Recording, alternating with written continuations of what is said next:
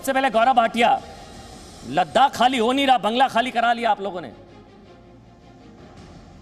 देखिए अमन जी, ये बहुत ही गलत बात है कि कैसे हम लोग आज प्रश्न पूछ रहे हैं कि बंगला खाली करा लिया गया। ये प्रियंका वाड्रा गांधी हैं, ये कोई साधारण महिला नहीं है अमन जी। ये भविष्य में जो कांग्रेस के अध्यक्ष होंगे उनकी माता जी हैं। इनका नेतृत्व क्षमता अद्भुत है। इन्होंने उत्तर प्रदेश का कारोबार संभाला जनरल सेक्रेटरी बनके, तो इनके नेतृत्व में आप जानिए कि एक सीट आई थी कांग्रेस की, इसलिए बंगला तो इनको मिलना चाहिए। और गांधी परिवार से है तो मतलब इनका जन्मसिद्ध अधिकार है। सरकारी बंगले में जो टैक्स पेयर रुपया देता है तो वो इसीलिए तो देता है कि गांधी परिवार, उनके बच्चे, उनके बच्चे के बच्चे, उनके बच्चे के बच्चे भी हो तो उनको ये बंगला दे दिया जाए। चाहे कोई मंत्री, चाहे जज, चाहे किसी ट्राइब्यूनल का अध्यक्ष, उसको सरकारी बंगला मिले या ना मिले, लेकिन गांधी परिवार में अगर कोई पैदा हुआ है तो उसके पास बंगला होना चाहिए। कांग्रेस कह रही है वेंडेटा है, आप लोग बदले की भावना की कार्रवाई के तहत ये सब कर रहे हैं। यूपी में प्रियंका के बढ़ते जनाधार से आप लोग डर गए हैं, ये वेंडेटा है।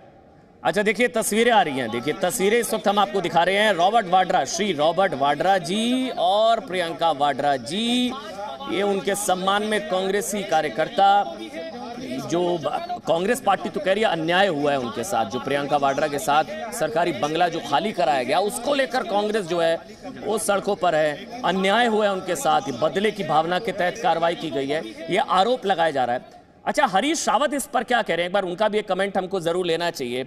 हरीश रावत साहब, आपको क्यों लगता है ये बदले की भावना के तहत की गई कार्रवाई है? हरीश रावत, आप जानते हैं उत्तराखंड के पूर्व मुख्यमंत्री हैं, कांग्रेस के बड़े नेता हैं, राष्ट्रीय महासचिव रहे हैं। हरीश रावत, आपको क्यों लगता है कि यह बदले की भावना के तहत की गई कार्रवाई है? हरीश रावत, फिर गौरव भाटिया आप जवाब दे दीजिएगा इनका। तो आपको क्या लगता है ये सब चीज जो है एक अच्छे इरादे से की गई है? ये इरादा उसी समय साफ हो गया था जब जो है एसपीजी एक्ट को इन्होंने संशोधित किया, और उस एक्ट को संशोधित करके गांधी नेहरू परिवार को उसके दायरे से बाहर निकालना इस बात का प्रमाण था कि ये इनकी निगाह जो है प्रियंका गांधी जी को उस बंगले से हटाने की है। और ये जब से प्रियंका जी उत्तर प्रदेश में एक्टिव हुई तो इन्होंने उसको जरा सा अपने प्लान को प्रीएम्प्ट कर दिया, पहले आगे बढ़ा लिया। हम जानते थे कि ये इस तरीके की छोटी हरकत करेंगे। नहीं तो आप एक बात बताइए, यदि किसी सिद्धांत का है तो कई लोगों को, जिनमें आरएसएस प्रमुख भी हैं, जिन लोगों को इन्होंने दिल्ली में बंगले दे रखे हैं, उनसे क्या नेहरू गांधी परिवार को कम खतरा है आतंकवादियों से?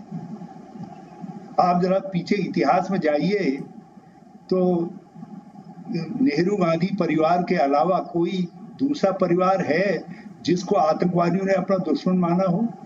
गांधी मारे गए, इंदिरा गांधी मारी गई, राजीव गांधी मारे गए, और तो छोड़िए हमारे नेताओं में बैंस सिंह जी, विद्याचरण शुक्ला जी, कर्मा जी, एक के बाद एक।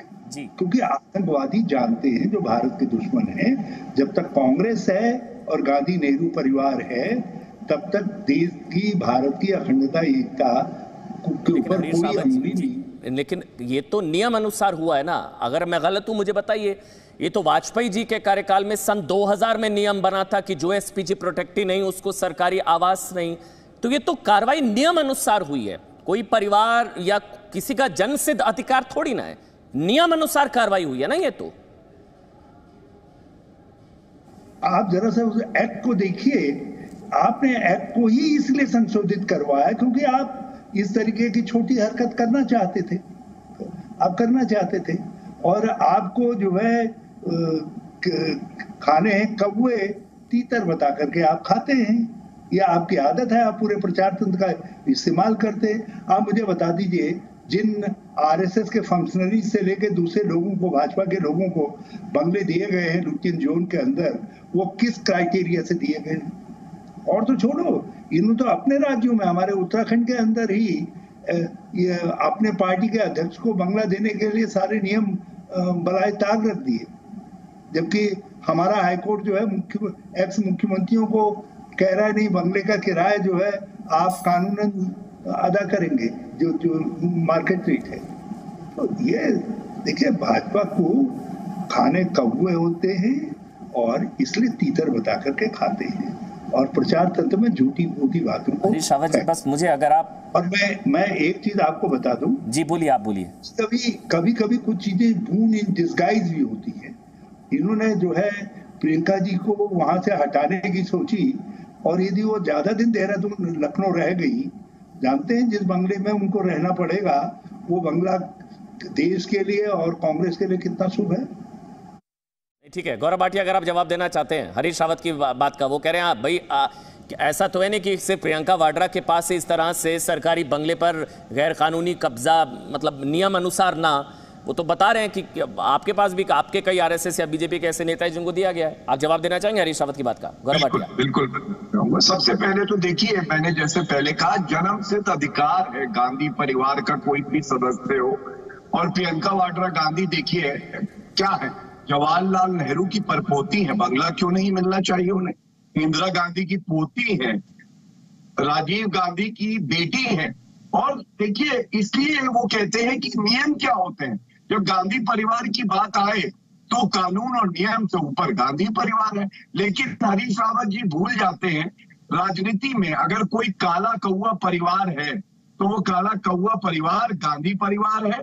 घूस भी लेता है, चोरी भी करता है। और सर्वोच्च न्यायालय का हरीश जी एक जजमेंट है, अभी आया था एसडी बांदी, उसमें सर्वोच्च न्यायालय ने स्पष्ट किया कि जो सरकारी बंगले हैं ना, ये जनता की प्रॉपर्टी है। इस पे कोई भी खानदानी व्यक्ति चाहे भी तो नहीं रह सकता अगर वो किसी पद पे ना हो। तो ये कोई आप ऐसा समझे कि ये जन्मों जन्मांतर तक प्रियंका वाड्रा गांधी उनके परिवार को मिला रहेगा, ऐसा है नहीं। दूसरी बात, बस एक बात और करूं, आप देखिए कांग्रेस पार्टी प्रियंका वाड्रा गांधी और रॉबर्ट वाड्रा गांधी के समर्थन में कितने लोग उतरे थे। लाखों की भीड़ वहां प्लेकार्ड लिए खड़ी है। तो ये तो इनकी आज राजनीतिक हैसियत है, कोई नहीं इनके साथ खड़ा होना चाहता। इसमें मुझे ऐसा लगता है गौरव, मुझे ऐसा लगता है